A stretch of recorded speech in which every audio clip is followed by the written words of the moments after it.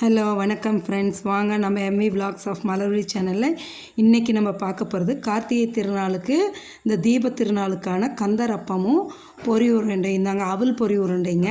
இது ரெண்டும் சிம்பிளாக சீக்கிரமாக எப்படி செய்யலாங்கிறத நான் செஞ்சு காமிச்சிருக்கேன் என்னோடய ஸ்டைலில். நீங்களும் எல்லாம் செய்வீங்க, ஒவ்வொருத்தவங்களோட ஸ்டைல் ஒரு மாதிரி வித்தியாசப்படும் இல்லையா?